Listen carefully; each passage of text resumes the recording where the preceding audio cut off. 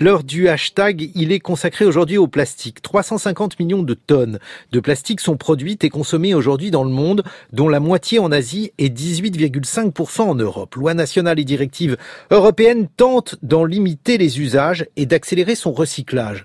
Mais ne serait-il pas tout simplement possible d'en réduire sa production et sa consommation?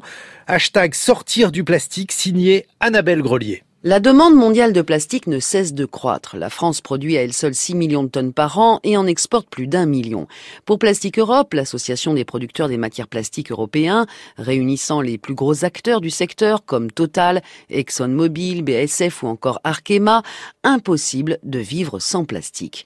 Éric Quenet, son directeur. Pour moi, aujourd'hui, se passer de plastique, cela signifie se passer de voiture, accepter de se passer d'emballage, accepter de ne plus utiliser de smartphone. C'est remettre en cause complètement le modèle de vie auquel nous sommes habitués et auquel nous sommes attachés. Aujourd'hui, ce que demandent les gens, ce n'est pas forcément d'avoir moins de plastique, c'est d'avoir moins de déchets plastiques. Ça, c'est un vrai souci sur lequel nous devons tous nous mobiliser pour résoudre ce problème de déchets plastiques. Le plastique à usage unique pour les emballages et autres produits de consommation courante, dont la durée de vie est très faible, comme les bouteilles, les pailles ou encore les couches, est une des principales sources de déchets plastiques.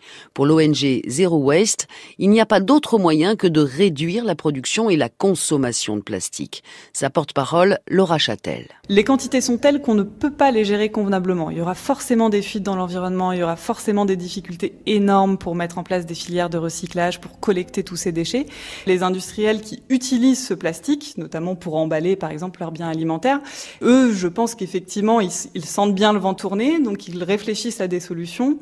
Le problème, c'est qu'aujourd'hui, ça reste souvent des solutions court-termistes. Ils vont dire, on va faire en bioplastique, on va inventer de nouveaux matériaux qui n'ont pas l'air d'être du plastique, mais souvent, ça l'est quand même. En effet, de nouveaux plastiques sont arrivés sur le marché, bioplastiques, biosourcés, mais souvent, ils prêtent à confusion. Ils ne sont pas plus biodégradables que le plastique issu du pétrole. Pourtant, des substituts existent. Au CNRS, Jean-François Gérard, directeur adjoint scientifique de l'Institut de chimie, assure que de belles innovations sortent de leur laboratoire. Il y a de très très belles solutions. Il y a des solutions, par exemple, pour faire produire des polymères par des enzymes.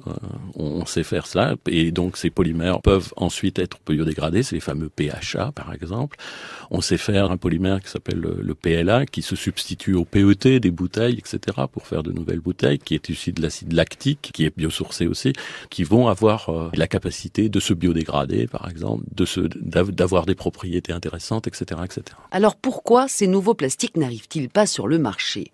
Pour Gunther Pauli, le fondateur de l'économie bleue, surnommé le Steve Jobs du développement durable, il y a, dit-il, des intérêts qui ne sont pas à l'écoute de cette transition dont nous avons besoin, tandis que les lois et directives européennes ne font qu'organiser le modèle économique actuel. C'est le fond perdu.